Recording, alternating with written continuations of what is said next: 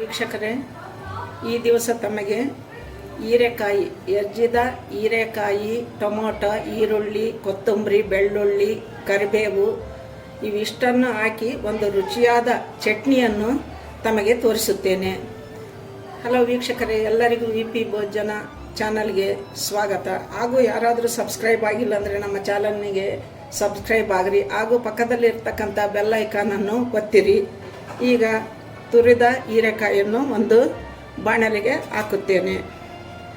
ಕೊತ್ತಂಬರಿ ಸೊಪ್ಪು, ಬೆಳ್ಳುಳ್ಳಿ ಒಂದು 8-10 ಬೆಳ್ಳುಳ್ಳಿ, ಈರುಳ್ಳಿ ಇಷ್ಟು ಹೆಚ್ಚಿಕೊಂಡ ಈರುಳ್ಳಿ, ಟೊಮೊಟೊ, ಕರಿಬೇವು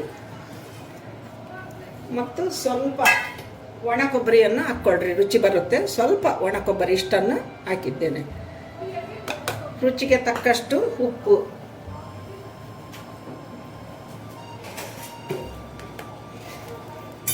ರುಚಿಗೆ ತಕ್ಕಷ್ಟು ಇಷ್ಟು ಉಪ್ಪನ್ನು ಇದಕ್ಕೆ ಹಾಕಿಕೊಳ್ಳುತ್ತೇನೆ. ರುಚಿಗೆ ತಕ್ಕಷ್ಟು ಹಾಕಿಕೊಳ್ಳಿ ಉಪ್ಪು. ಇವಿಷ್ಟನ್ನು ಹಾಕಿ ಒಂದು 2-3 ಟೀ ಸ್ಪೂನ್ ಎಣ್ಣೆಯನ್ನು ಹಾಕಿ ಎಣ್ಣೆಯಲ್ಲಿ ಮಿಕ್ಸ್ ಮಾಡಿರಿ. ಈ ರೀತಿ ಮಿಕ್ಸ್ ಮಾಡಿ ಒಂದು ಲಡ್ಡನ್ನು ಕ್ಲೋಸ್ ಮಾಡಿ ಕುದಿಯಲು ಬಿಡಿರಿ. ರುಚಿಯಾದ ಮೇಲೆ ಹೀರೆಕಾಯಿ ಫ್ರೆಶ್ ಇದ್ದರೆ ಮಾಡಿರಿ, ಫ್ರೆಶ್ ಇಲ್ಲ ಒಣಗಿದ್ದು ಇತ್ತಂದರೆ ಮಾಡಬಾರ್ದು. ತುಂಬ ಫ್ರೆಶ್ ಆಗಿರ್ತಕ್ಕಂಥ ಹೀರೆಕಾಯಿಯನ್ನು ಹೆಚ್ಚಿದಾಗ ಅದನ್ನು ಚೆಲ್ಲುವ ಬದಲು ಈ ರೀತಿಯನ್ನು ಚಟ್ನಿ ತಯಾರಿಸಿಕೊಂಡರೆ ರುಚಿಯಾದ ಚಟ್ನಿ ರೆಡಿಯಾಗುತ್ತದೆ. ನೀವು ಮಾಡಿ ನೋಡಿರಿ ಒಂದು ಸರಿ. ತುಂಬ ಅನ್ನಕ್ಕೂ ರೊಟ್ಟಿಗೂ ಎಲ್ಲದಕ್ಕೂ ಈ ಚಟ್ನಿಯನ್ನು ಊಟ ಮಾಡಲು ತುಂಬ ರುಚಿಯಾಗಿ ಇರುತ್ತದೆ. ಈ ರೀತಿ ಹಾಕಿ ಒಂದು ಲೆಡ್ಡನ್ನು ಕ್ಲೋಸ್ ಮಾಡಿ ಕುದಿಯಲು ಬಿಡಿರಿ.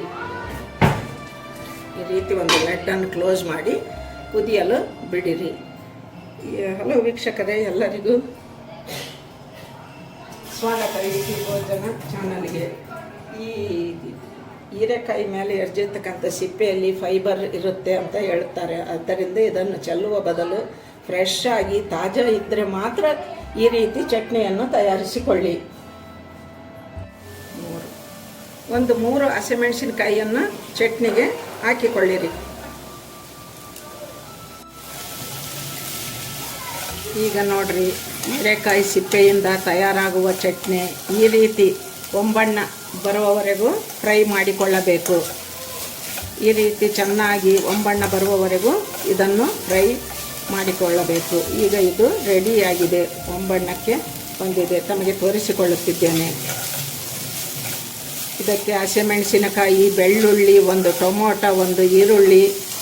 ನಿಮ್ಮ ಮನೆ ಹೀರೆಕಾಯಿ ಸಿಪ್ಪೆ ಎರ್ಜಿದಾಗ ತಾಜಾ ಇದ್ದರೆ ಈ ರೀತಿ ದಿಢೀರಾಗಿ ಒಂದು ಚಟ್ನಿ ತಯಾರಿಸಿಕೊಳ್ಳಬಹುದು. ಇದು ಸೈಡ್ ಡಿಶ್ ಆಗಿ ಇರುತ್ತದೆ, ಅನ್ನಕ್ಕೆ ತುಂಬ ರುಚಿಯಾಗಿ ಇರುತ್ತದೆ. ಈ ರೀತಿ ಇದನ್ನು ಚಟ್ನಿ ತಯಾರಿಸಿಕೊಳ್ಳಿರಿ. ಇದನ್ನು ಮಿಕ್ಸಿಯೊಳಗೆ ಗ್ಯಾಸ್ ಆಫ್ ಮಾಡಿ ಮಿಕ್ಸಿಗೆ ಹಾಕಿಕೊಳ್ಳುತ್ತೇನೆ. ಈ ಹದಕ್ಕೆ ಹೀರೆಕಾಯಿ ಚಟ್ನಿ ತರಿಯಾಗಿ ರುಬ್ಬಿಕೊಳ್ಳಿ. ತುಂಬ ರುಚಿಯಾದ ಹೀರೆಕಾಯಿ ಚಟ್ನಿ, ಸಿಪ್ಪೆ ಚಟ್ನಿ ರೆಡಿ.